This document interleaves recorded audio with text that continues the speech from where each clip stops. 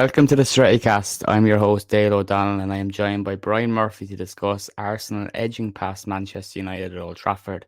We also catch up with Barmy Article editor Andy Slator to hear about the women's team winning the FA Cup over the weekend. That and more on episode 199 of the Strettycast.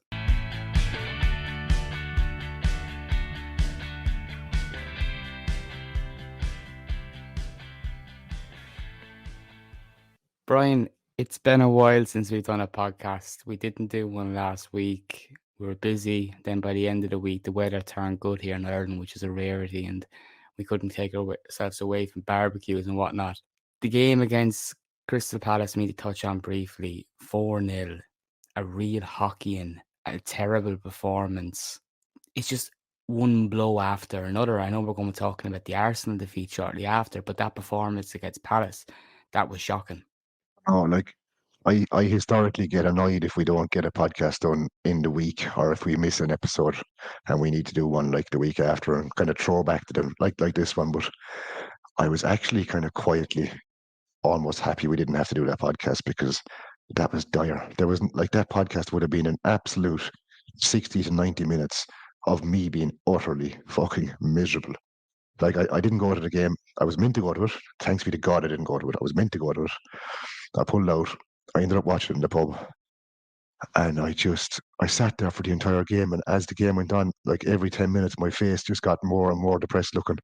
I couldn't believe what was happening. It was horrific. That's as bad a performance as I've seen in a long, long time. Like, we got absolutely pumped by Palace. And I know Palace are buoyant and they're in decent form of that, but you can't be getting fucking hammered 4-0 like that. There was some serious questions after that night about a few lads and their desire they put in that night, and were they actually given their all, but it was a pathetic performance, and one we really didn't need with the couple of games we have left in the season, and try to salvage something from this little back end of it. But it is what it is. I'm very much happy to put it to the back of my mind and try and forget about it, but it was a shit show, dude. Ten Hag was he was asked about the player's character, and he has full faith in him still, he says, but I think that kind of epitomizes the way we've been all season, and that's why our league form is so inconsistent, is that the team lacks something. It lacks a bit of bite that it had last season, a bit of willing to drive. You can't just rely on Bruno Fernandes to do it the whole time. I know he's captain, and you'd say should he not be rubbing off on the other players, but some of those players, Brian, the attitude that they show at times, it's shocking. It's shocking. I know we're going to talk about some other reports that came out from the dressing room again this week, and it's just a week by week basis of drama, soap opera. Just a bit sick and tired of it, and it goes back to the end of, really, you can compare it to the end of Mourinho's time, when you just really feel like you're falling out of love with the team. And it's not long ago where we thought this team was fantastic. 12 months ago, we were all raving and expecting this campaign to be a lot better than what it was. But I think it makes it easier, the conversation about the manager, when you look at the way that these players are carrying themselves. Yeah, you say we're missing something, and there's I suppose it might be a bit of an Irish term, but we're missing a bit of cunt in the team, which is a terrible thing to say, but that's what we're missing. We're missing a bastard. We're missing a Verratti. Like, if you could have signed the likes of a Verratti, he's one of the last of a dying breed where Martinez all season. That's what we had last season that we don't have this year, and it's a huge ingredient to what made us that bit better last season. Yeah, he's a bit of bite, and like, successful teams over the years, they've always had that one player that is willing to snap someone's ankles if they need to. We haven't had that. Casemiro accidentally snaps people's ankles because he's about 10 yards off the pace, but having someone that actually goes out there and effectively, I suppose, bosses other sides around a bit and throws a bit of physicality in there. As we used to say when we were younger, let them know you're in the game, hit someone early and give them a bit of a wake-up call, but we don't have that. Like, we've got far too many, I'm going to say, nice people playing for us, as in the fact that they haven't got a pair of balls to go toe to toe or shoulder to shoulder or throw a bit of aggression in there. Far too many people just trying to play nice fancy football or tippy tapping around the place. I'd love to see that. I really would, right? I'd love to see one of our lads absolutely smash one of the other players in an utterly Yapstam Vidic style crunch and tackle, get up, walk over, scream in their face, get up, you little bastard, and walk away again. You'd actually just look and go, that I've wanted to see that for so long. But no, we've got too many nice guys. And then the likes of Bruno who can be kind of whingy and that. But yeah, I think we're missing a bastard. We need to sign a bastard. I take it then you like the introduction that we've seen of Willie Kambala, because when we've seen him a few times, he's put in some crunchers. He did it again against Arsenal against Kai Havertz when he came on. I thought that was a stunning tackle. It really was, because he won the ball cleanly too, but he left the mark. He's seen him as well before the game, before he came on, and the atmosphere was fantastic at Old Trafford yesterday. But he joined in with the George Best chant and gave a little dance, and I love him every time I see him. I really am. He's a fella. There was a video came out. I think it was after the Liverpool game, so obviously he got a bit of headlines after Liverpool, and people started showing a bit of media stuff about him. But by all accounts, he's just wanted to play for Man United for forever, and he absolutely loves the club. Like seeing him on the sideline, I couldn't help but laugh, like to see him on the sideline, and the crowd are singing the Georgie Best song. He's actually bound like he's trying to do a warm up, and all of a sudden he just stops mid warm up and just starts bouncing along, bopping the head, singing, clapping, comes on and flattens Havertz. Similar, he did it. He had a lovely tackle, like a cruncher against Liverpool, and he turned around to the crowd and he kind of gave it all the kind of. He basically gave it to Dalot, but at an acceptable time. Dalot does it like when he wins a throw, and Cambrata does it when he flattens someone. Yeah, I do like him. And I know I hated the following game after Liverpool. Cambrata went out and he got roasted. He got pelters on social media, and I fought his corner valiantly. You can't be fucking hammering lads like that in game number 2. Like, Jesus Christ, he's only a young lad. Give him a chance. Back him.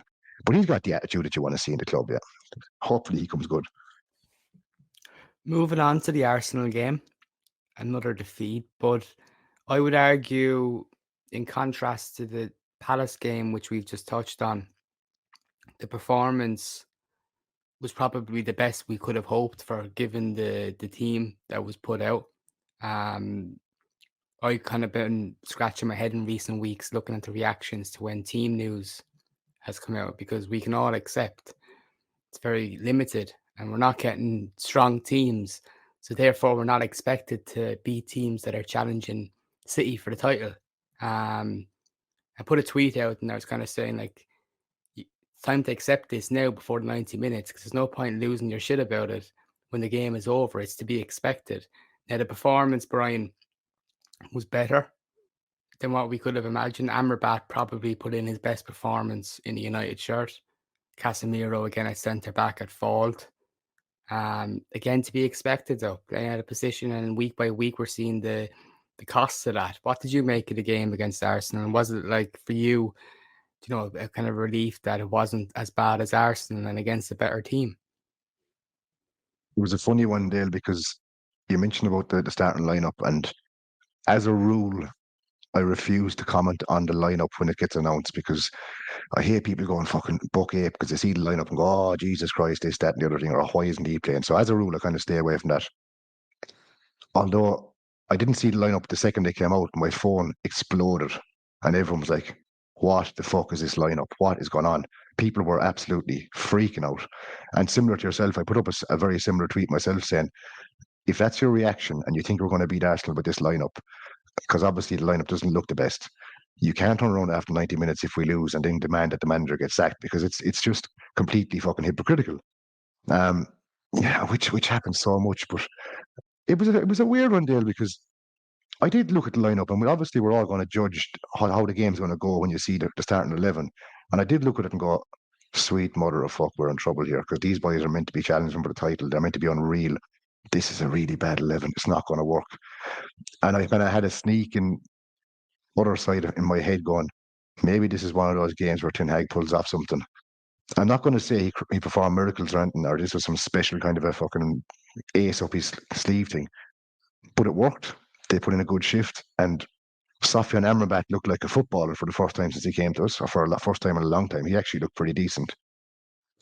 The only thing I'll pull you on is you said Casemiro was to be expected to do this kind of a thing, and when he's playing out of position, which I get, but he's a footballer, Dale, that's done everything, won everything. What he did was absolutely criminal. Like, I know what you're saying, and I take the point. He's playing out of position, fair enough.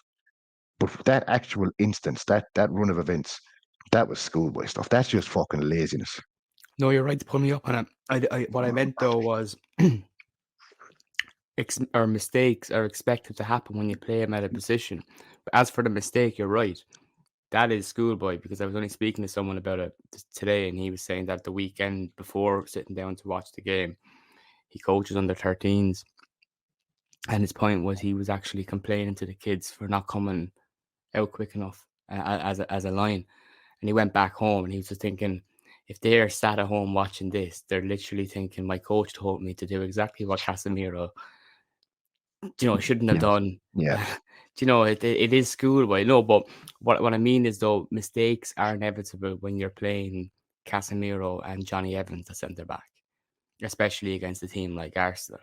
The mistake he made, which cost us, because I didn't think Arsenal on the day were anything special. I thought for a team that, going for a title, they didn't really stick the knife in to go and get a second goal against us. They seemed quite comfortable. Now, that said, we didn't force anything. We didn't create any clear-cut chances. The service to Highland yet again was poor. Again, I don't think he did enough off the ball. I thought his all-around display was poor as well. But he was then again up against the best defence in the league this season. And I didn't hear any of the commentators mention that either. They went in on United all right and spoke about how poor United were. But they're up against one of the best defences in the Premier League this season, and we're a team that has been struggling to score all season. It's one of the things that stood out to me in the game is our lack of I want to say I was going to say our lack of creativity going forward, but it wasn't even creativity. It was just fucking poor in general. I mean, Garnacho got a couple of pelters, which I thought was badly unfounded, because I thought he gave Ben White a bit of a torrid time all day. The end product didn't work out, but that's, again, we've said it numerous times. That's what you expect with kids of his age. Some days it's going to be brilliant, some days it's not going to work. But I thought he put in a good shift, and he went at Ben White quite a lot. The couple of things I noticed that kind of annoyed me a small bit. Aaron Wan-Bissaka drives me fucking crazy, because although he's a terribly horrible, unconventional person to watch play football, because he looks like he's out of control of the ball all the time, and he looks so clumsy, even though he doesn't seem to lose the ball that much. You just know when he gets the ball in a position where he could stick a cross in, it's never coming. Like, there is absolutely no chance on this earth that the ball comes to his feet and he's going to look up and stick a cross in. He gets it, looks around and passes it off to someone, and you're just looking, going, fucking stick it in. Then Highland, I think you're right. I think your criticism is nail in the head stuff. His movement was poor. A lot of the times when we were breaking and going forward, I was looking at him and I focused on him to watch what he was going to do. And instead of hitting space or trying to drag the centre backs apart, he almost ran on their shoulder, which gave very poor options for the people coming through. Which, again, obviously he's not getting service, but he has to help me to help you, kind of thing, at times too. So, just quickly on that, he was craving a physical battle, which is fair and good at times. But you think of great strikers we've seen play for United, Wayne Rooney, in games, to their detriment at times, they might come deep too much. But if you're not in the game, you're right, you need to come back and help your teammates a bit, because the transitions you mentioned, there were, there's nothing happening. We were passing the ball from side to the pitch, and in fact, you're as well. Garnacho's criticism, I think, is unfair. One of the players, I'd say, most weeks, whether things come off for him or not, he's our only live wire in attack. He's the only one that puts his head down and fucking goes at defenders. And he gave Ben White a bit of a tough time. No end product, but consistency. Young players, as you said, we spoke about that before. I thought Ahmad was good on the other flank. Industrious, a bit about him, like we seen it against Coventry when he came on. He's always looking to do something. And it's completely different to, I know Rashford is an incredible player on his day, but when you play him on one flank, you can see that there's no real balance. I can see if we got a few games with Ahmad under his belt and with Garnacho on the other wing, we might be actually a bit more potent on either flanks and create more, because I've been really impressed by Ahmad, and I know he got injured again, but I want to see him play again against Newcastle if he's fit.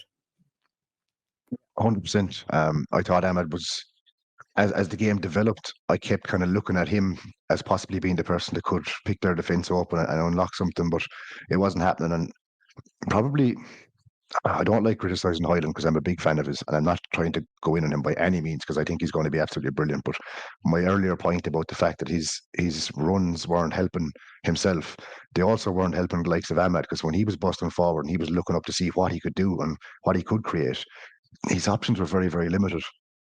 I don't know why we don't fancy putting balls into the box, because to me, Hyland's a lad who'll get on the end of a cross and smack a header in. So it's a kind of a weird one that we don't go for that style of football. But again, we just lack that bit of creativity. But to talk about Arsenal for a second, I thought we started quite well. I thought, well, they started for the first 2 minutes. They just came straight at us and down our throat, and I was like, oh, we're fucked here. Then I thought we got a bit of a handle on the game, a small bit. We got a bit of control. Then Hyland missed a fucking gilt-edged chance. Like, didn't hit the target. It's criminal. It's an awful miss. Like, you have to work the keeper there. Probably should be scoring. We scored there. Arsenal shit the bed, and it's a different game completely. And considering the fact we were actually playing all right, we could have had a much better or a much different game after that. But I wasn't impressed by Arsenal at all. They coasted through the game. They didn't really try to force it. They were happy enough to let us come. Now, in fairness, we didn't do a whole pile. The only thing, I suppose, my last criticism I'd level at our side was numerous times in midfield, like a ball broke, or we'd press, or we'd fuck up their flow, and the ball would break to someone, or we'd be passing around midfield. There were so many times when the ball came to someone, McTominay, Amrabat, whoever, and instead of going for a forward pass, they put it backwards. They put it back to the defence, or went back to Onana. Like that, the instant mind frame was, no, safe ball back. So no, it was kind of one of those ones where you kind of think, Jesus, if Bruno was there now, he might do something stupidly creative, but he wouldn't be looking to go backwards. So I thought we missed that little bit of, I suppose, balls to go at him, and we were playing a little bit safe at times. But then again, coming off the couple of games we've had, it's probably a mentality thing. I would say that performance was one of, forget about the result, the performance and the way we set up was the most similar we've seen to last season. And I thought that the midfield was a lot more safe. You had Amrabat sitting in front of the defence. And I think if the one valid criticism I think that's out there in regard to Ten Hag and his system this season is we all identified early doors in the campaign that United were getting caught a lot in transitions, and Casemiro was being caught, and it looked like he completely lost his legs. And the one thing that throughout the campaign is that remained, it was never fixed, it was never addressed. And then we play against Arsenal. I know we lost, but you bring it up as a point that the midfield was a bit more solid. That was what you seen there. He changed a little bit and he went back to what we seen last season. Now, it confused me a little bit, and I know it worked and it makes sense. But why now? It's months, and it's months that he's been asked about it, and he ignored it. And Casemiro, just quickly, just to his defense as well, Casemiro has been played out of position. The finger's been pointed at him as that he's like the biggest problem. And during his time in midfield this season, we ignored that his weaknesses were being like shunned by the way we were playing, and for months and months and months. So that's the one criticism I would have of Ten Hag this season. Again, against Arsenal, we went back a little bit to how we played last season, I thought. It's probably something that a lot of people have questioned, and we've probably discussed it a couple of times. People talk about the style of play this season. The style of play, in inverted commas, against Arsenal the weekend, that's a safe style. It's a safe tactic. It's back to basics. Keep it fucking simple. If we had implemented that since Christmas, results-wise, I think we'd have done a lot better. We left ourselves exposed, and he kind of pushed ahead with sticking with the same style rather than taking defeat that he can't play that style and just accepting it and going, look, fuck it, let's go back to basics. Let's just play kind of a safer style, a more compacting, and it worked out a lot better. So Is it eyes on the FA Cup final trying to get a bit of fucking solid midfield or I don't know, but I think if we had done that, we would have definitely got a lot of better results. It's been screaming out for months to try do that. So it's a strange one, and it is a good question, but why do it now? So I'd like to ask him if I had a chance. The other side of it too is if you go into that game against Arsenal, the same lineup, and you're playing Amrabat in that role, and he's pushing forward, and then when he's been asked to defend, he's asked to sprint back. If it's a basketball match, he can't play that role, and Casemiro no longer can play that role. So why, when you play Amrabat in that role, do you change it? But with Casemiro, you haven't been, even though it's been glaring for everyone to see all season that his legs. It's just something that I think it's a valid criticism. I think it's something that he hasn't addressed throughout the whole campaign. But look, mistakes and you can't get everything right, but it is a baffling one. Before you But of jump course, on, I have a little story from the weekend. So I watched a game in a bar in Ballybunion in County Kerry, which wouldn't be known as an Arsenal stronghold, but funnily enough, the pub I was in, there was numerous Arsenal fans sat beside me. And as you do, you can hear them talking, and a couple of younger lads in there waffling a bit of shit the whole way through the game. But I had to react at one stage when this particular lad was rightly giving it and all the chat about this fella and that fella. And next thing he says, the United side, he was like, the only fella on that side that's worth talking about is Casemiro. He said, the rest of them, I'd leave him at home every week. And I kind of started laughing and I said, do you not rate Garnacho? And he was like, nah, not a bit. And I kind of looked at him in shock and I was like, you must be taking the piss. Like, so how can you not rate Garnacho? And although his next comment was silly towards Garnacho, it was a massive compliment of the impact Casemiro has had since he's come on the scene. So his statement was, there's 100 Alejandro Garnachos out there, stylish flair players that never follow through and become the finished product. But I've not seen anything like Casemiro. Now, even though he's a rival fan talking bollocks about Garnacho, you weren't expecting that response. I wasn't. No, it took me by surprise a bit because I thought he'd say Garnacho is fucking class and no, Manu's all right, but no, he was 100% on the Manu bandwagon and wasn't having Garnacho one bit at all. It's just a strange one, yeah. Now at the same time, I managed to probably break the world record for the speed of drinking pints during a match because we had gone back. I went back with ourselves and the kids, and I had a can of cider before I went down to watch the match.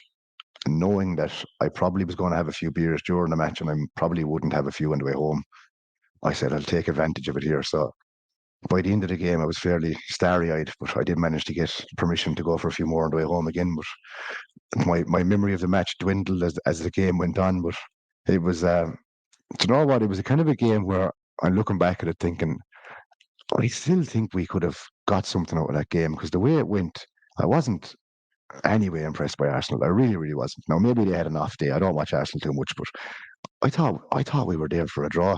Am I being unfair on them, or am I being too optimistic with us? Thought we kept really nicking a draw there. Well, I thought at half time, with the way the game was faring out, Arsenal weren't really threatening us too much. They were 1-0 up. And I just felt that this United team had a bit more about them. Better character and more quality. They were definitely there for the taking. It was just the matter of our lack of goals, how strong their defence is. That went against us. But we don't create enough opportunities against Palace on Monday night. You know, like against better teams, you can't just expect us to show up. But again, we are a cup team, and we're going to talk shortly about Ten Hag going for that FA Cup. But that's what we are: inconsistent, lacking character and quality.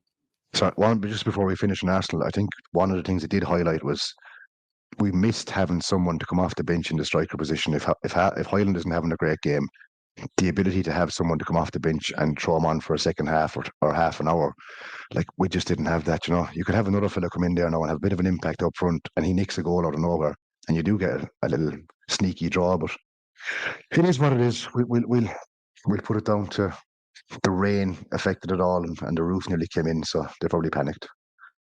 Speaking of the rain in the roof, Sir Jim Ratcliffe arrived at Old Trafford 5 hours early for the game for himself and Sir Dave Brailsford, and believed the task force present also, but they were there to survey the matchday experience and seeing how things are done and how work starts. And there was a clip on Sky Sports, and it showed Ratcliffe kind of having a bit of a word with some ground staff about what they were doing. It's very hands-on stuff, Brian, isn't it? It shows that they're very present, and they want to get shit done.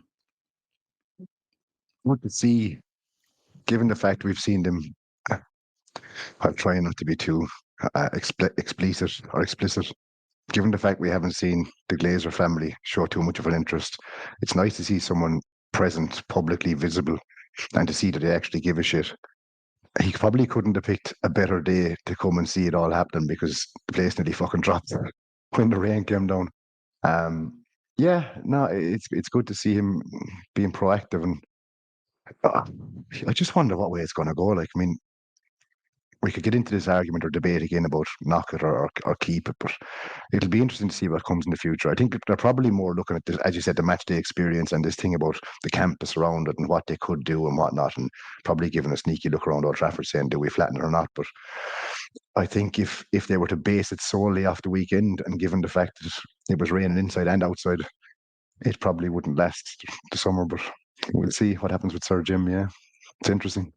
It was an interesting time for them all to be there together. You know, Lord Coe, Keir Starmer was there, leader of Labour, and of course Gary Neville was working for Sky. And have you noticed how his tune has slightly changed in the past week or two in regards to Erik ten Hag? Is this your Matt to see a tinfoil hat moment? I'm just asking the question.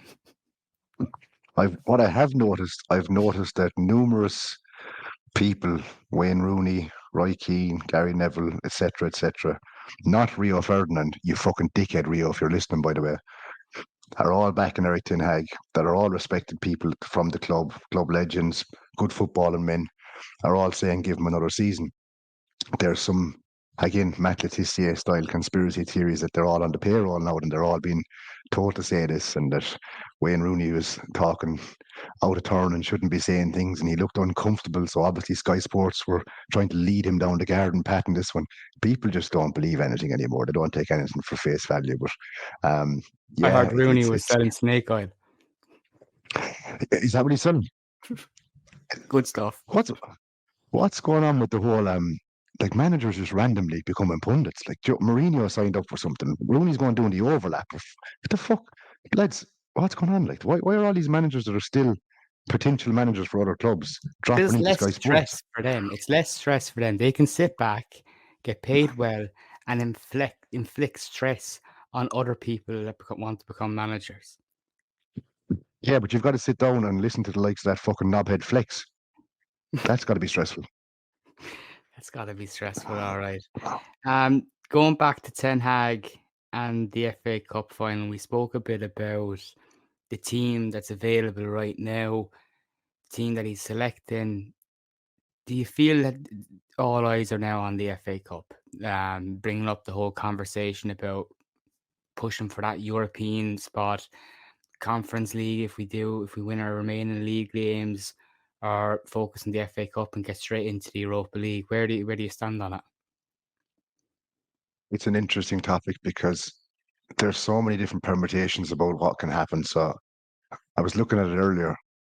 If we lose to City and finish sixth, I think we still get Europa. That's unlikely because we've got to beat the Geordies. We've got to win against Brighton. Newcastle didn't have to drop points again, and Chelsea have to drop points. I think possibly in both games. Very unlikely.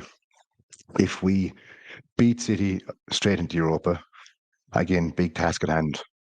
If we lose the City and we finish seventh, I believe we didn't enter a playoff for the Conference League, which is fucking shocking to even consider. It's a tough one because look, if you look at it from the common sense point of view and leave out personal feelings and selfish reasons, do we really want to be fucking around the Conference League next season? Probably not. Do we need that break during the week to try and put things right and focus on the league and try to get it all back in shape? Probably at the state we're in at the moment, yeah, we probably do need that, and it'll probably help us not to be in that Conference League. If I was offered Europa in the morning, I'd snap your hand off and take it 100% because it's a trophy worth going for and it's a decent competition. But I don't think the Conference League adds a whole lot of benefit to us. Like it's not like footballer X who's coming from club Y is going to look at United and go, yeah, I'll go to them because they're in the conference next season. Like, no, there's no draw or no star attraction to that. Champions League, yes. So I don't think there's any benefit in the conference outside of the selfish reasons of me being able to visit the likes of Dagestan and Borussia Mönchen, who the fuck are these, and all these other clubs with not Wi-Fi password names. It'd be good crack for us, obviously, and we'd have all the good European away day trips and places where points are €1.50 and that. But thinking about it pragmatically, it's probably not the best idea to be in the conference. But I would take the Europa 100%. But again, this won't even be a conversation because we're obviously going to turn these banana waivers over in the FA Cup and Europa League is qualified. So happy days. Yeah, it's the Conference League. I'm with you on it. It probably bring up some interesting trips, but if it was coming down to the Conference League, I think although there's obstacles, we're missing out on Europe when it comes to attracting the best talent. I think a year of maybe building could do United well, and if they approach the transfer market in the right way, because if you're not in Europe, we've made the mistake before when we're not in the Champions League of maybe going out to get that marquee signing, that big name player.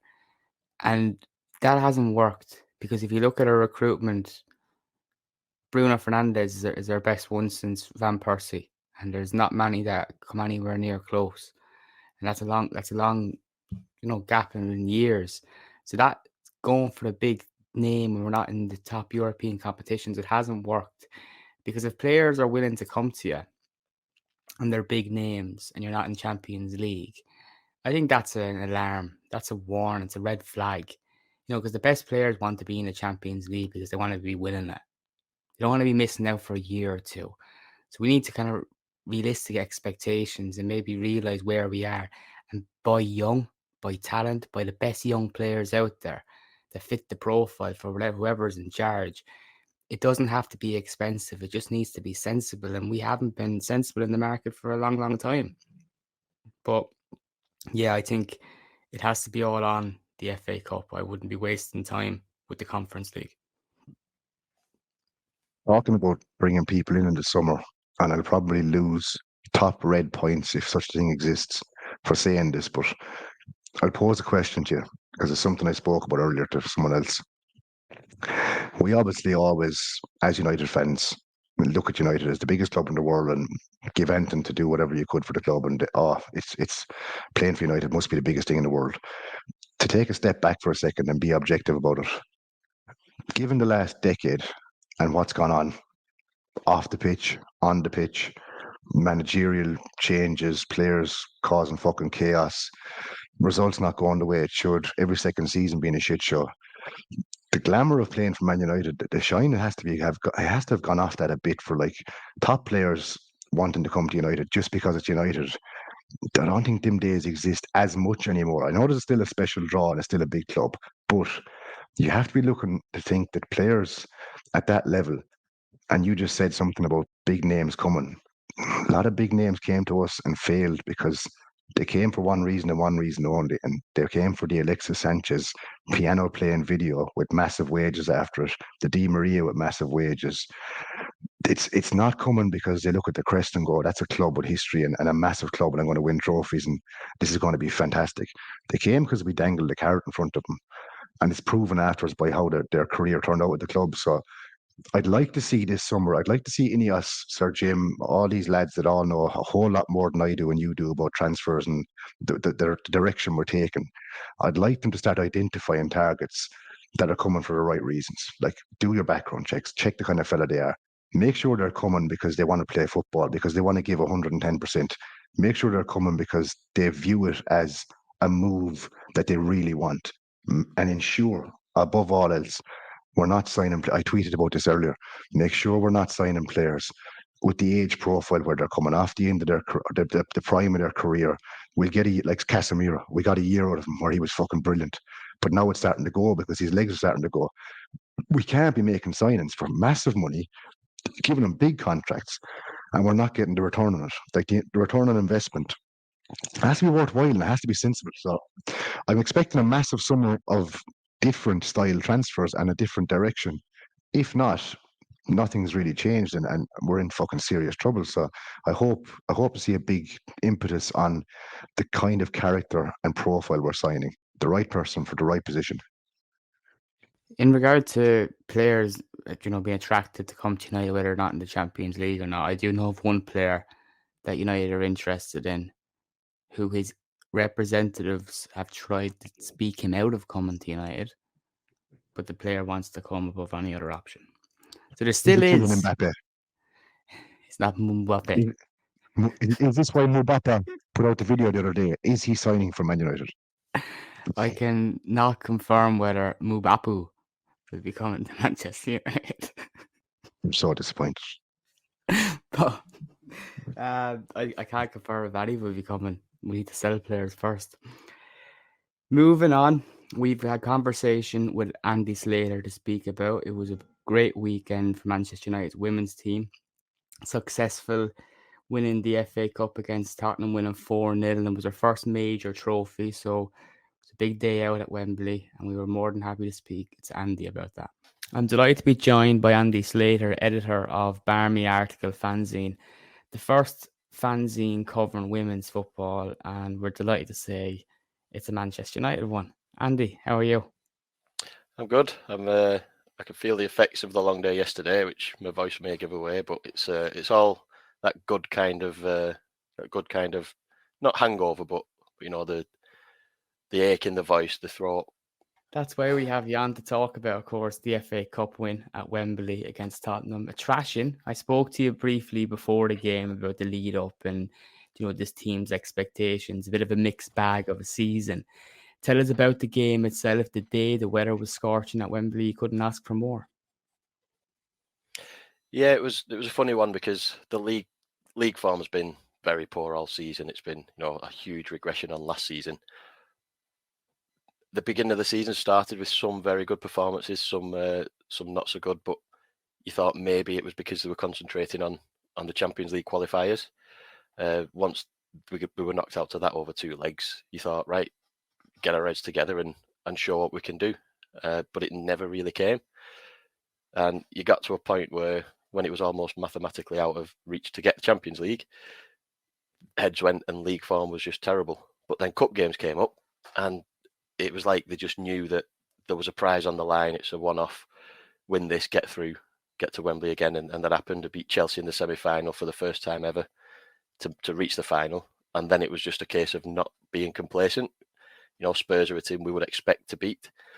But then 3 league games since the semi, we were awful. And that means you go into a game at Wembley and a trophy on the line, a first major trophy on the line. And you do have that little bit of worry. We're capable. Us at the best would batter them at the best.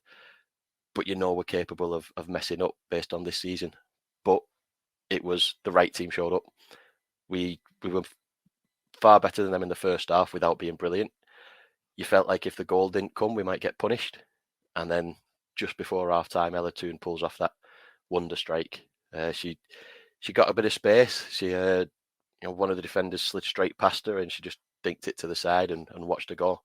And then she curled it in the top corner. It was perfect. And from then on, the second and third goals came pretty quickly in the second half and it was plain sailing from there.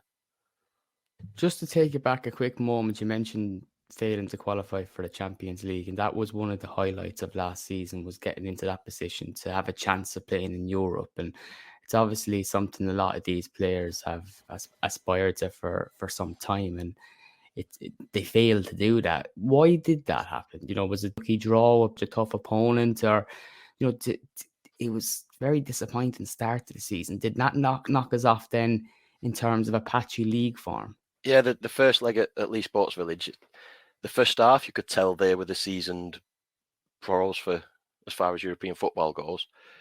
But then, we went 1-0 down and then managed to equalise before half time. But the second half, even though we didn't score in that second half, we looked electric. The front five included some of the new players. We had Melvin Mallard, who's on loan from Lyon. We had Jace, who we signed from Barcelona. Hinata Miyazawa alongside Ella Toon. Miyazawa was the Golden Boot winner of the World Cup last summer. And then Leah Galton, Galton and Toon, two of the ones that have been there since the Reformation, and then three exciting new signings that made an electric front five. And you thought, if we can keep these players firing, and then there were other players that can fit in and are exciting players themselves, we have some team on our hands. So then it went to the second leg in PSG in Paris, and it starts off all square. We were decent. We were unlucky with some decisions. There was a perfectly good goal that we scored that was chalked off, and it wasn't like a VAR error or anything. It was just an absolute shocking decision. Not to say that we deserved to win and go through, but we certainly didn't quite deserve the 3-1 loss that we suffered. And if that goal had counted, you wonder what could have been. So if that had gone the other way, then you would hope that that buoys the team for the rest of the season and gives something else to play for and some real competitive matches to use the squad in. But yeah, it went a little bit flat from there. You got the impression that things domestically would be fine based on last season. We lost two big players in Onabacha and Alessia Russo, but the signings we made, in my opinion, gave us on paper a better squad than last season. A little thin in defence maybe, but that wasn't helped by Gabby George doing her ACL early in the season. So we've suffered a little bit in defence, although we have fielded strong defenders. The centre back pairing is the same as last season. So it felt like heads went down. We missed Martin Hall, the assistant manager who left in the summer, and it just negativity just seemed to take a strong hold and not quite shake off. Sticking to negativity, which it seems crazy a day after winning the FA Cup. I wanted to speak to you about Mark Skinner's future. I know we've touched on the season's been a bit of a mixed bag. Now a bit of a highlight in terms of winning the FA Cup. But I always kind of got the impression that Skinner isn't the most popular figure. What is the story with his future? Does the FA Cup save him, or does that patchy league campaign go against him? It's a bit like the men's team the way we were speaking, to be honest. Yeah, there's a lot of parallels. I think the difference probably being that Ten Hag comes with better pedigree, albeit the Dutch league. He's got form for the kind of football United would want to play, whereas Mark Skinner did really well at Birmingham in the sense of getting an underdog punching up. But then he went to Orlando Pride, and I don't think he didn't win a game in his first 9 games there. And he had some top quality players there. So he doesn't come in with the same kind of pedigree that Ten Hag can live off for a little bit. But then last season, under his management, we were incredible. We did far better than expected. So I think we had room to regress and still get top 3, which is the Champions League places. So that we've regressed far enough to not only drop out of the top 3, but likely finish 5th, not even 4th. It's not that we're not even the bottom of that kind of top subdivision.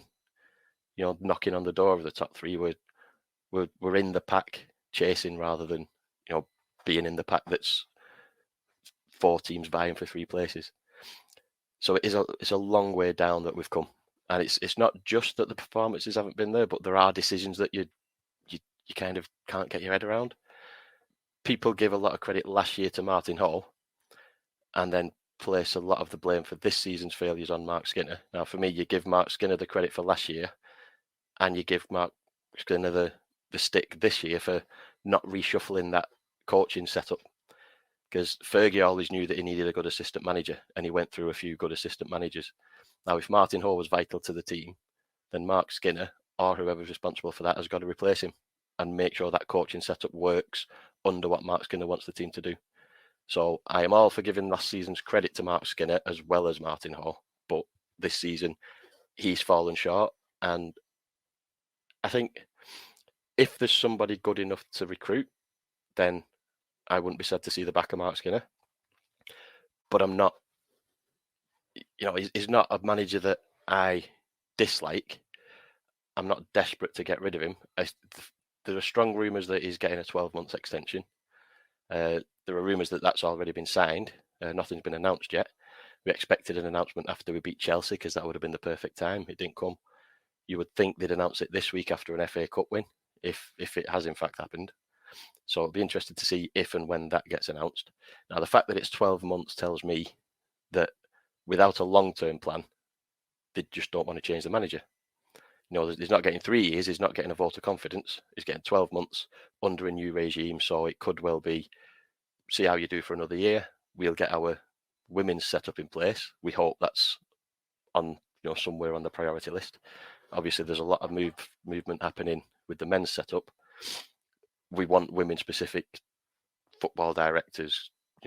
All of those roles that now seem established in men's football. We want the right setup on the women's side.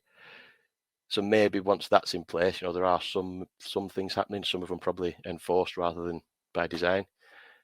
But next summer, we hope that there'll be a clear plan in place, and whatever happens with the manager, whether it's Mark Skinner pulling off a good performance this season coming up, or it's somebody else who's available, and we can see a clear path going forward. Is Skinner a victim of post-Stoney heartbreak? Because that's I kind of always got that, because a lot of fans out there felt Stoney was hard done by the conditions at the club, the environment that was created, and the lack of respect, I suppose, she felt at the club and her figure within the game. But is there a bit of that going on? I think that there may be. I think one of the things with Casey Stoney is I think there's a lot of misty-eyed romanticism when people look back at it, because the current version of Man United women, the original team were disbanded in 2005, and we didn't have a team for years. But 2018, when that team gets resurrected, she built that team. She built that squad, of which there are still 4 starters who are from that original squad. So there is, she built the squad. She got us promoted first season, first time of asking. She got us knocking on the door of the top 3. I think there is a little bit of revisionism about how good we were under her. We had some terrible performances under her. There were some questionable decisions that she made. And while there was a lot of noise about the lack of support, which I completely believe, I think she was also a little bit stubborn. And you've got to be stubborn to demand what is needed. But I think she was a little bit too stubborn at times and didn't allow some growth. There was COVID that to throw into the mix. So fitting new buildings in Carrington, and a lot of teams had to train in marquees and such. So there's probably more than 2 sides to that story. So while we do remember her fondly for us being our first manager of this version of the team, I think there is some revisionism too. I think Mark Skinner suffers from, in press conferences or post-match analysis and interviews, he says a whole lot of words without saying much, and he's not it doesn't come across as your composed kind of manager who is properly in charge and knows where he's going. He seems to know where he's going, but sometimes you get the impression he doesn't know where anybody else is going. David Moyes or Mark Skinner? Yeah, there is some parallel there. The things he comes out with, sometimes you think, does he know he's speaking publicly here? Is this for real?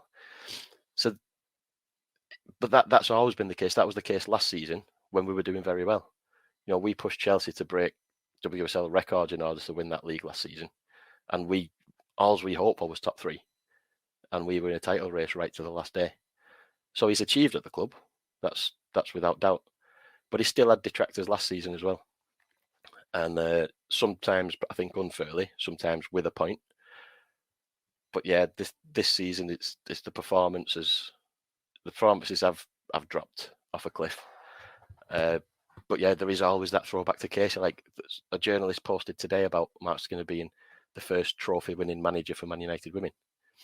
Now, if he'd have said first major trophy, he'd have been right. But because he said first trophy, Casey Stoney got the championship trophy when she got promoted in the first season. Now, that's a technicality for me, because when you look at the record books, you look at first division titles, FA Cup, League Cup, European competitions. If you've not got some kind of agenda, you won't bother mentioning that championship trophy in that conversation. It was a throwaway tweet. It wasn't incorrect. It was just a technicality. And I think that is where he suffers with the revisionism about Casey Stoney. A little bit of truth in the, how people look back on it, but a little bit of revisionism too. Very good. Before I let you go, I wanted to touch on a bit of criticism I seen brewing ahead of the final yesterday about Sir Jim Ratcliffe and people being unhappy with him not being at Wembley for the Women's FA Cup final. Now, it later came out that he was doing a matchday survey at Old Trafford, and it later emerged that he probably was in his right to be there with the amount of leaks that were on show for his survey.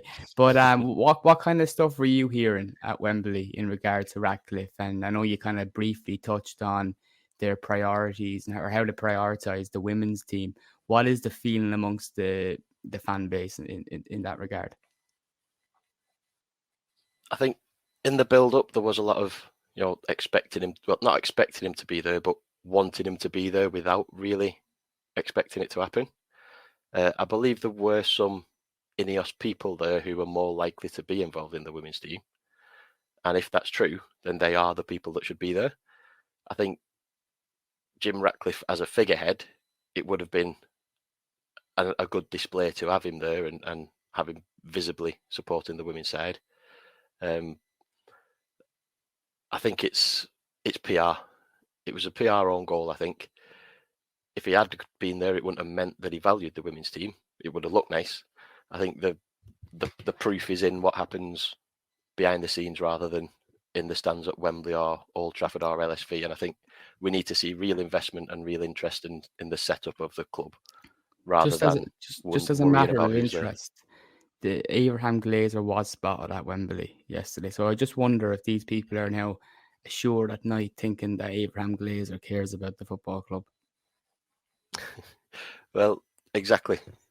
If all the logic around Ratcliffe is true, then apparently the Glazers are real right behind the women's team. One of them was there last year as well, and we complained that he spent £250,000 of United's money to get there. If Jim would have gone there and it would have cost £250,000 for him to travel, would we have said it's great that he's there, or why is he spending that money? It's that perfect demonstration of what it doesn't really mean. There were boos when he was on the big screens as the players were passing him, and there were boos and Glazer out chants at that point.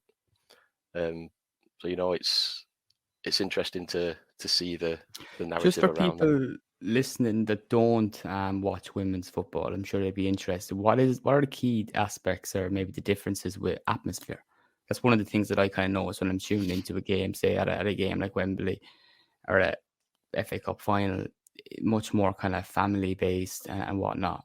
But what are the key differences people can expect to see?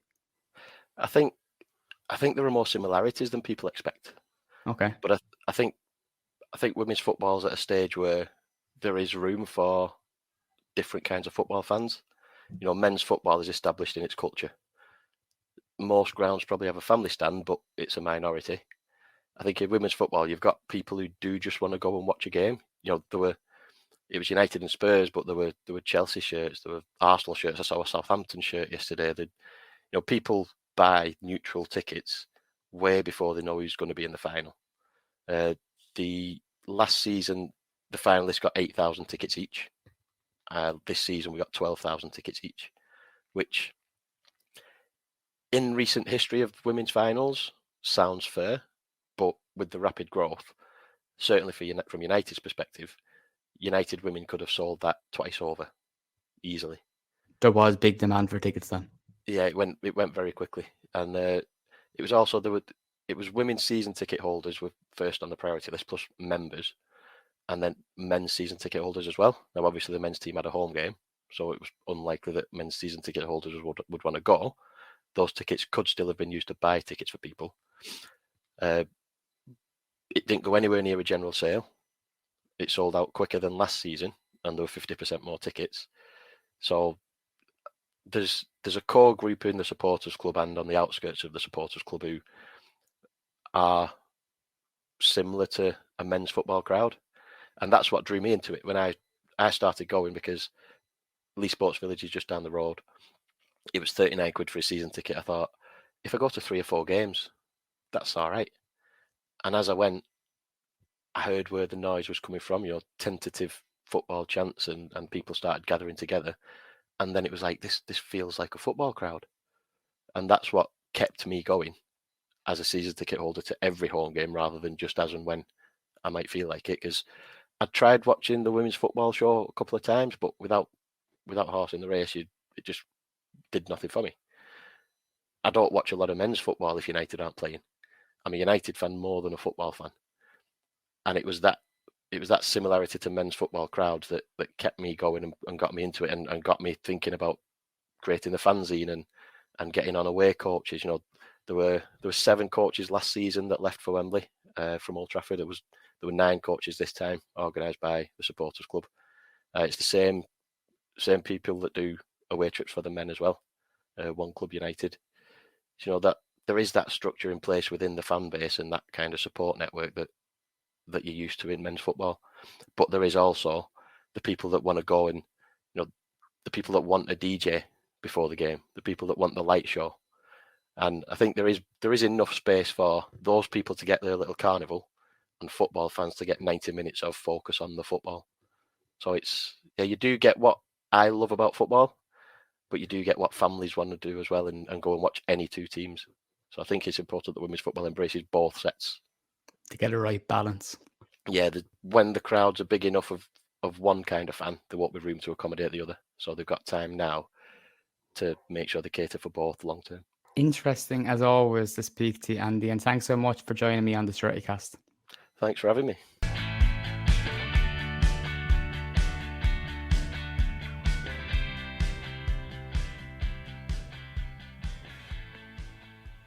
Brian, back to the dressing room.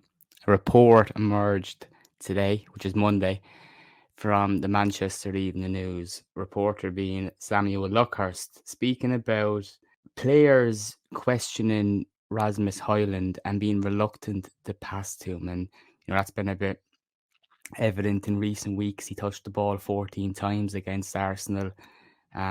We've kind of spoken about it every week about the lack of service he's getting. But just the story itself, we've got first team players, or maybe one, that's comfortable running to the press and speaking out of turn about other teammates. A 21-year-old striker who arrived this summer, trying to adapt to English football in his first year, but his more senior teammates are showing him disrespect. That shows you what kind of dressing room Ten Hag is dealing with, doesn't it? We had this previously, and we thought we started to weed out the problem. When Dean Henderson left, it was a big help. When Jesse Lingard left, it was a big help, because I think it's common knowledge where a lot of these leaks, as we call them, were coming from. This, like, you're asking me the question, and you're assuming or expecting me to take it for face value that the story is true. So I'm going to do that. But I will give the context that I've offered Samuel Luckhurst out to fight me for the last 3 days in a row, and he's refused to comment. So I do want to take him on one-on-one. And Samuel, if you do happen to tune in, bare knuckle, one-on-one, fair fight. We don't know backup. I'll get no one, you get no one. I just want to smack the head off you, because for someone who's supposed tea-stained vests. So I'll wear the full wife beater vest, yeah, 100%. It can be videoed.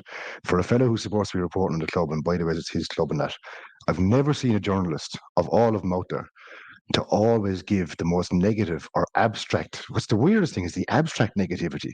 If he does say something positive, he'll absolutely ruin it by giving this completely weird fucking twist before the end of the tweet.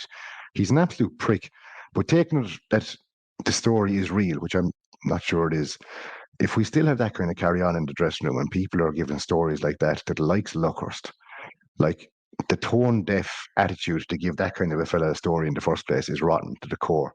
But to try and throw a young lad who, like, I've stood on the mountain on this podcast from day one saying he must have a massive pair of balls to come into this club at this age under this kind of scrutiny to take on that role, which he does. He's trying his best.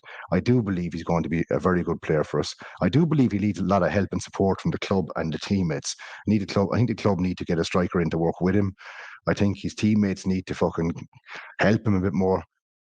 If they're looking and not passing him the ball, I'd be disgusted. And wouldn't you love to know which particular players have that attitude? Because we can speculate, we could be balls wrong, but I'd hate to think that that's the kind of way our dressing room has gone. I know our dressing room has been a toxic shithole for the best part of a couple of years now. That's a horrible thought to think that we've players in that first team that are looking at a young lad coming through. A young lad who, might I add, has no negative side to him, bar giving that wanker Goldbridge a one interview. But outside of that, he looks like a very nice lad, very humble fella, wants to burst his balls for the club. He works his arse off on the pitch and does his best he can, whether it turns out or not. You can't be doing that to someone like that. Like that's pathetic for any professional footballer. If you're looking not to pass the ball, don't give it to fucking Wan-Bissaka because he won't fucking cross it. Give it. You're a striker, the only striker we have on the side. You're not giving him the ball. That's going to turn out well, isn't it? That's why we're not scoring goals. So if it's true, I'd be disgusted, absolutely disgusted. It would just tell me that there's still cliques in the dressing room. We thought when Cristiano Ronaldo left that one of those cliques would be gone, would disappear, but it's still clearly there. Obviously, we don't know if this report is 100% accurate, but I don't see any reason not to believe it because of the players that are in that dressing room. It's getting to the stage again I touched on at the beginning of the podcast. I don't trust these players. I can't trust them from one week to the other. You don't know how they're going to perform against Newcastle or Brighton. We can't trust them. There's a reason that you're taking this report at face value because your despise for the attitude of some of the players outweighs the fact that Samuel Luckhurst is a creep. I hate him, Dale. I can't do anything. I can't take anything he says seriously because he gives all these stories with my sources telling me. Behaved. I'm not behaving. I don't behave. That's my role here is not to behave. I can't stand him. He's my most hated journalist in the world. You've got a dartboard with his face on it. Every time I play golf, badly might I add, I picture his face on the ball as I hit my driver. Well, one club I'd like to do that with is Newcastle, and they're up next. How do you feel about that one? It's like the Arsenal game, you'd go in with the players not available, but I do kind of expect a bit more from this one. I want to give Newcastle a game. I think we could beat them. The Newcastle thing is amusing because it's a very one-sided, we call it a rivalry. It's very one-sided in the fact that the Geordie side of this rivalry, by the way, are trying so hard. They're trying so hard to force this United rivalry with Newcastle. It doesn't exist. The United-Newcastle rivalry is complete and utter bullshit. We don't like them because obviously they're a bunch of fucking weirdos and they jump around in fountains. They get their first big day out, they lose. They spent the whole day jumping around water and just behaving like clowns. They're trying to force this rivalry and they're also trying to force this thing where they're this big club and they're achieving all these things. They're not. They really aren't. So they're playing all right. They're 3 points above us, but they're nothing special. I mean, if we turn up like we turned up against Arsenal the weekend, we played a better side and we did grand against Handling. We just didn't get the result or we didn't get a couple of chances to fall our way. Like every reason to see us beating these. They're nothing special. They're just a bunch of fucking arrogant, for no reason, weirdos. Do you see Eddie Howe being there for much longer? Kind of not a great season for him, but I think he's a manager that there may not be a lot being written about him, but I'm sure he's looking over his shoulder. Dan Ashworth set to leave, a man that would have backed him to the hills at Newcastle. But once Ashworth leaves, and with those owners, the expectations they have for that club, I'm surprised we're not seeing more reports about him.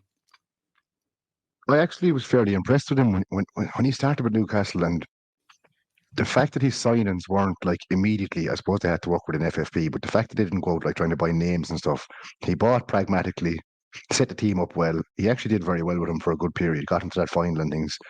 I was very impressed with how he was doing. But Eddie Howe stinks of a manager who's a process manager. He's there to get the foundations in. He's there to set him up, there to get him to a certain level.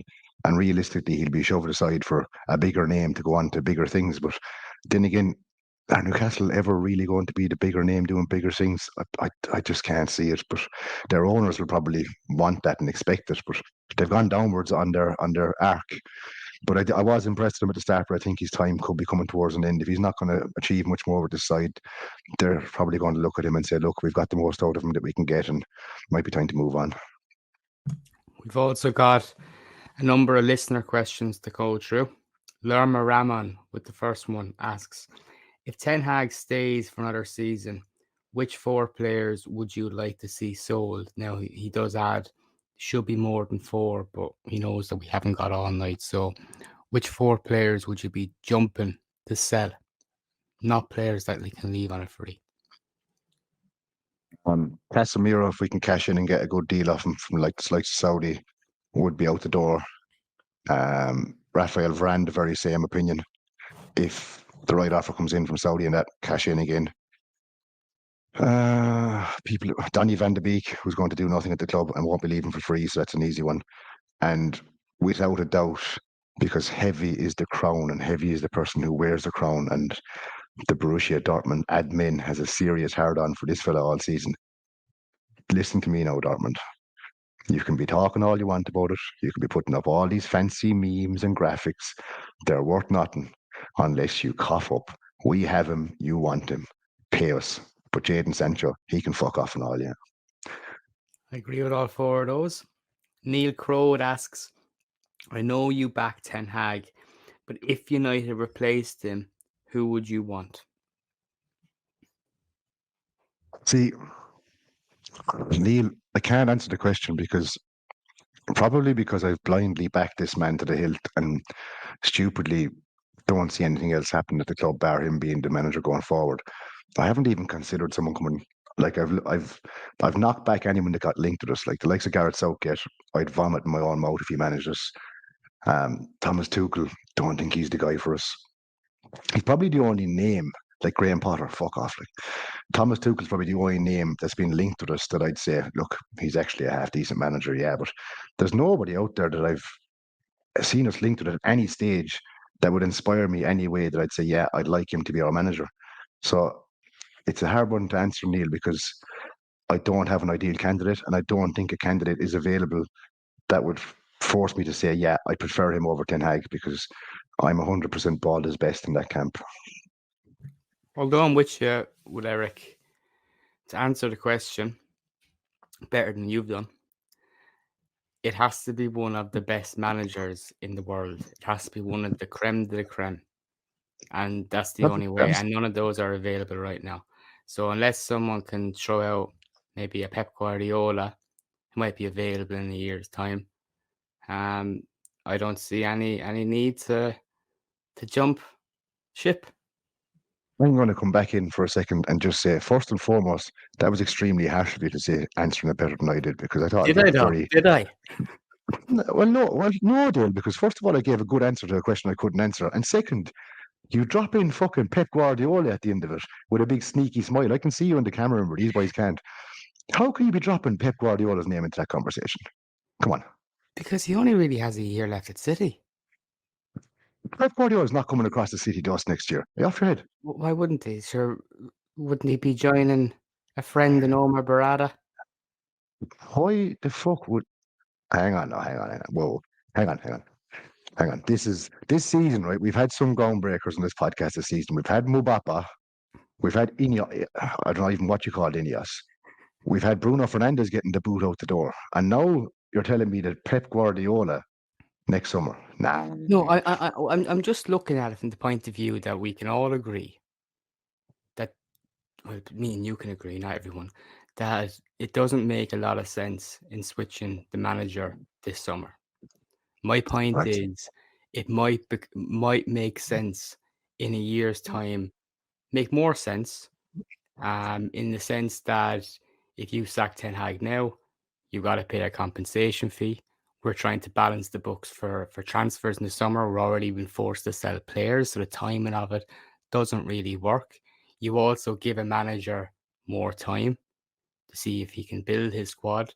And in that year, you can assess the situation and know that there's going to be better managers on the market.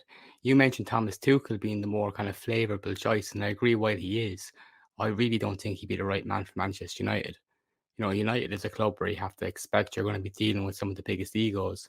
That has to be fixed over the years, but he's someone I think will come in and clash with that and wouldn't be the right fit. But Guardiola is one of the best in the world, not the best. And I think only the best for United. So if you ask me who I'd have in, maybe he might be available. Pep Guardiola takes over at Manchester United next summer, and this will be recorded on record. I give up my season ticket. Next question. Next question before you get into too much trouble. Ken Hansen, he asks, Ten Hag says that he will not change the way they play, even if they had a full squad. Do we really want this destructive football for another season? I think what Ten Hag is referring to, if I was to try and put the right slant on this, he came into this season, and we've discussed this to death.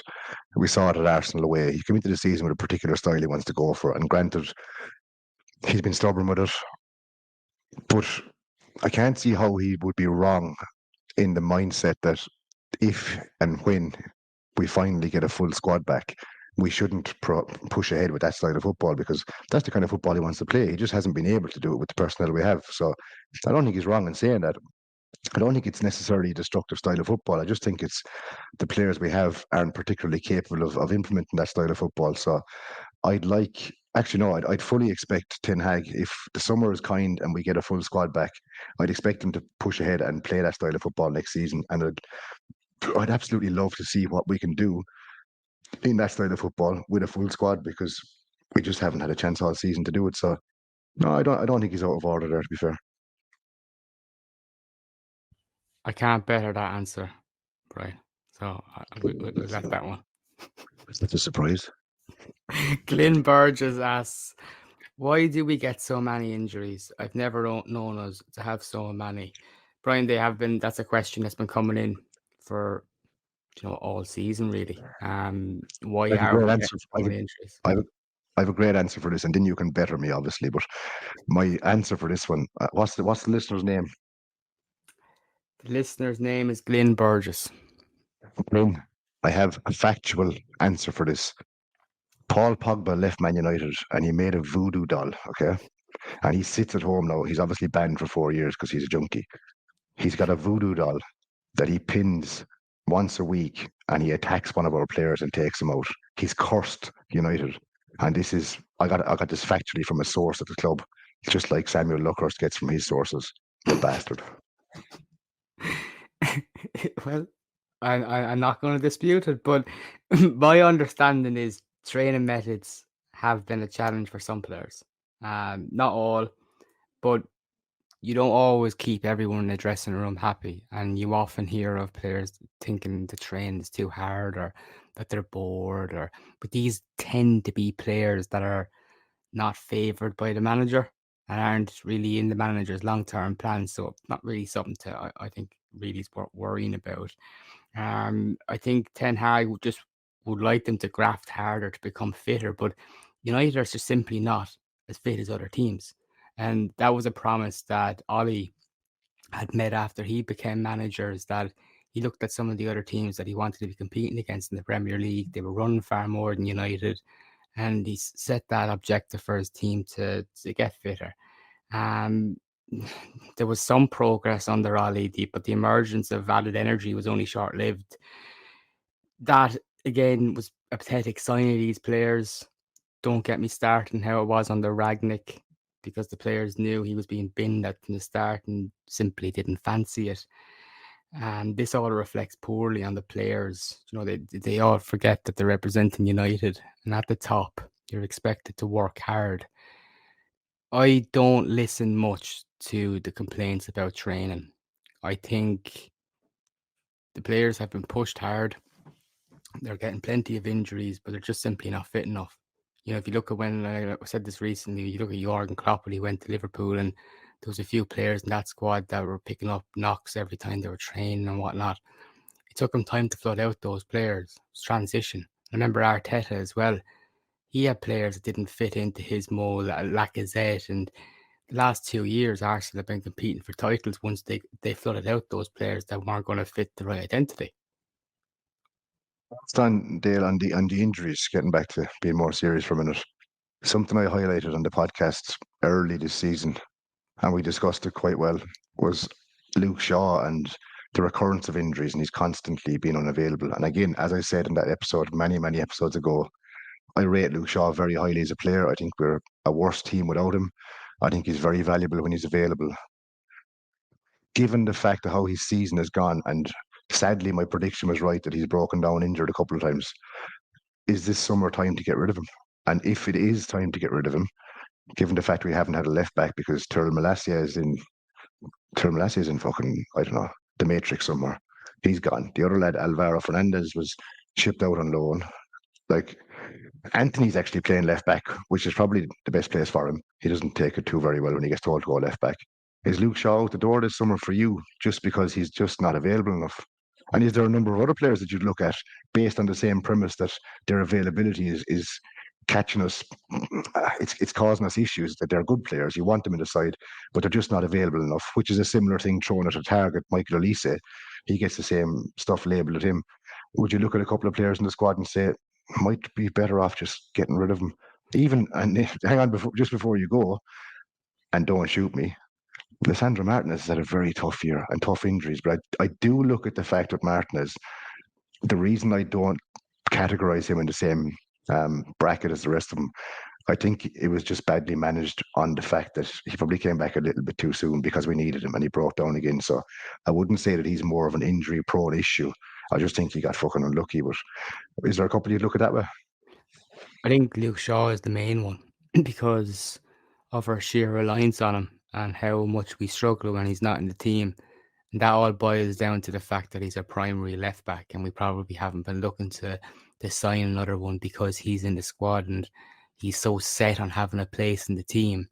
That's become a big issue, that over-reliance, because if you look at his track record with seasons, and we're not just talking this campaign, but he's missed chunks of campaigns, and it's nothing against his ability, because we wouldn't be so reliant on him as a player if he wasn't fucking fantastic on his day or one of the best left backs in Europe.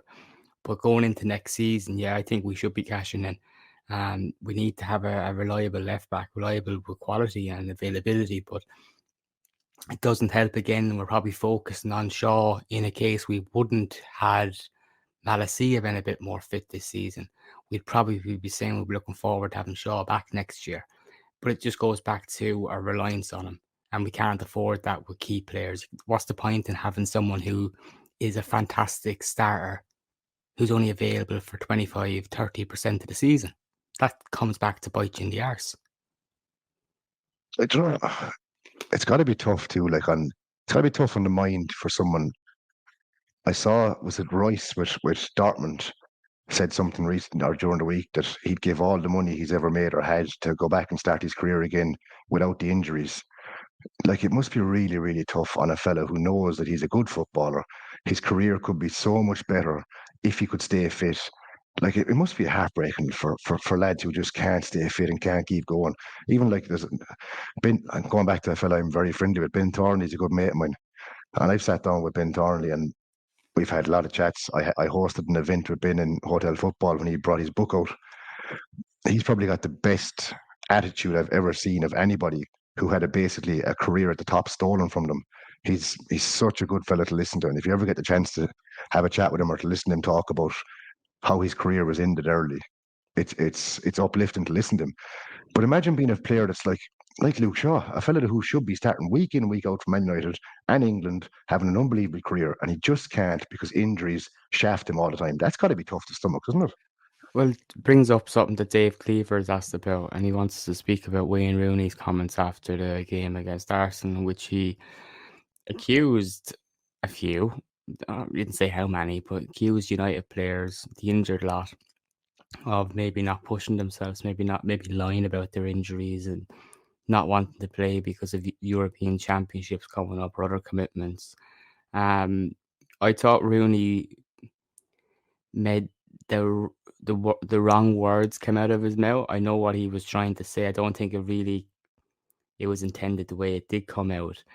But do you think that really does exist with some of our injured lot, if there's one or two? Because if that is true, if the manager knows who those players are, they have to go in the summer. They have to go in the summer. That's not acceptable.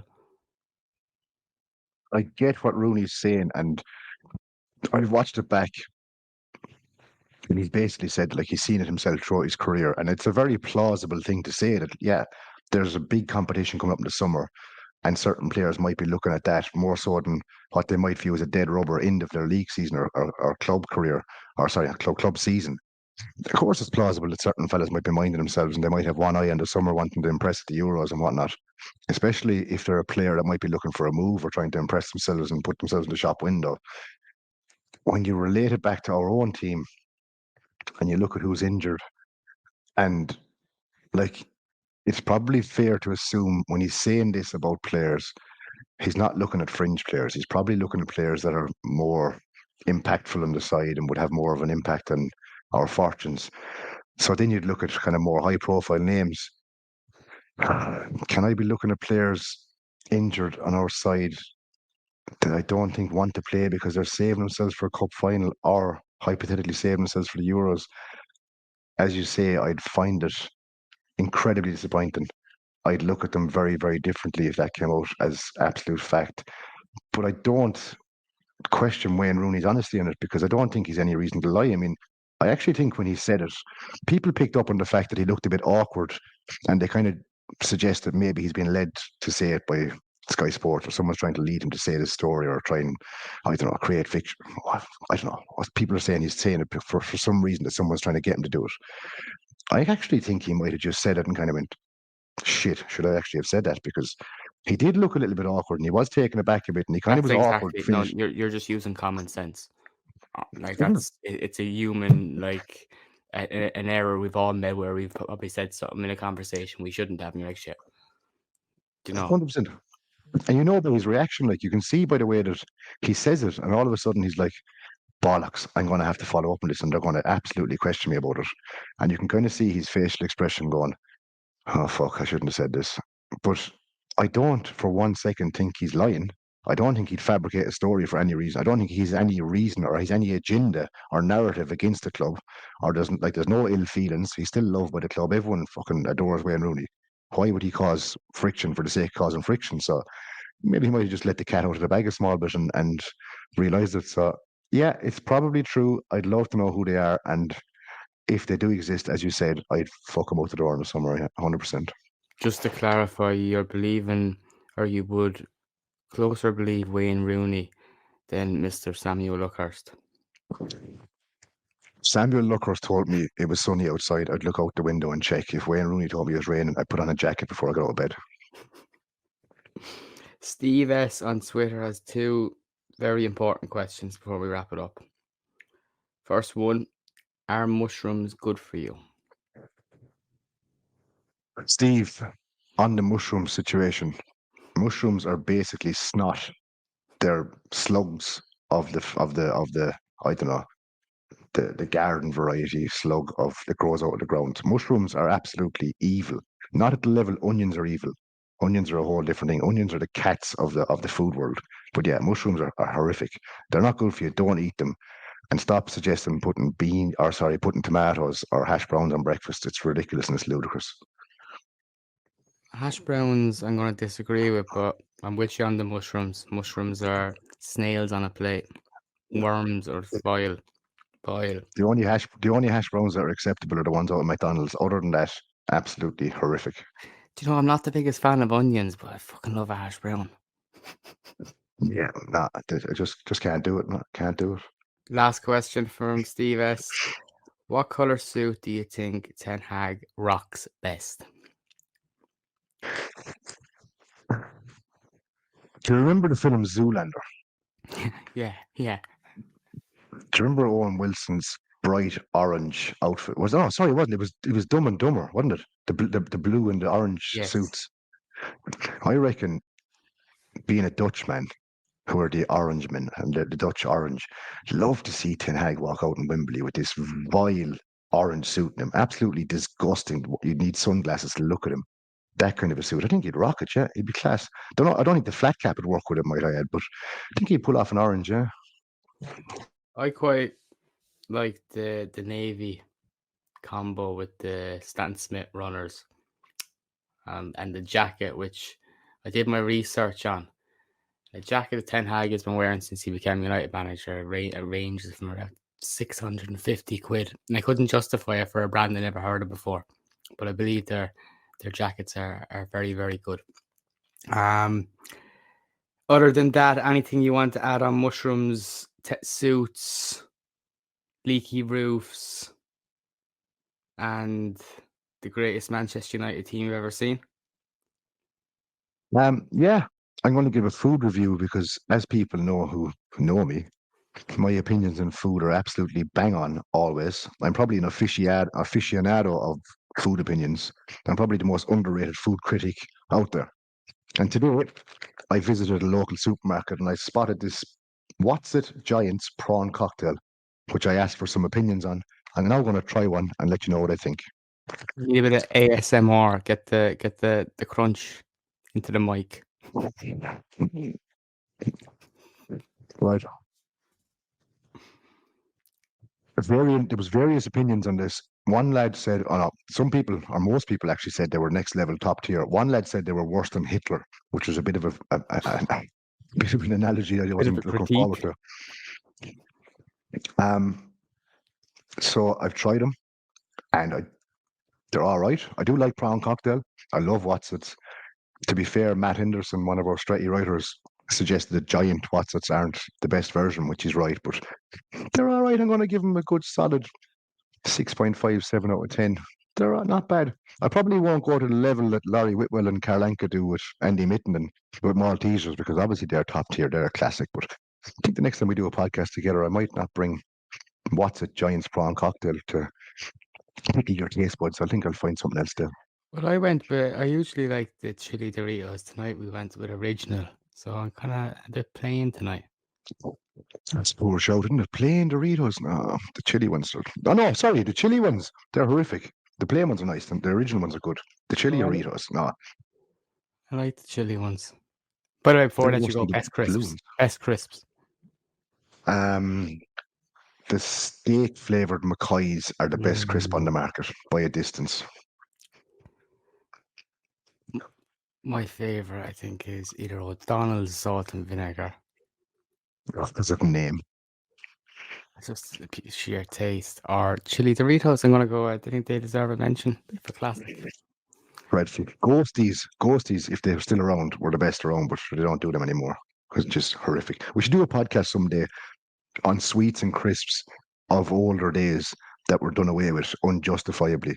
It's like there's some scandals. I'm going to suggest we should do a podcast, eat sweets like a diabetic coma. Probably wouldn't be the best thing to ever come out of our podcast if I ended up killing you off. But yeah, that's our little food review. Might make this a regular segment actually at the end of it. Yeah, cooking with Brian.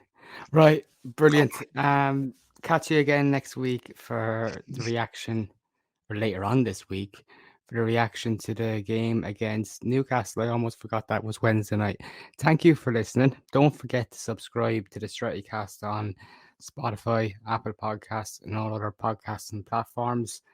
Make sure you leave us a review. It goes a long way. And again, thanks for Andy Slator for joining us to give us a review of the FAU Cup. Brian, how can people follow you on Twitter? Do you have any additional notes you want to knock out? Go for it.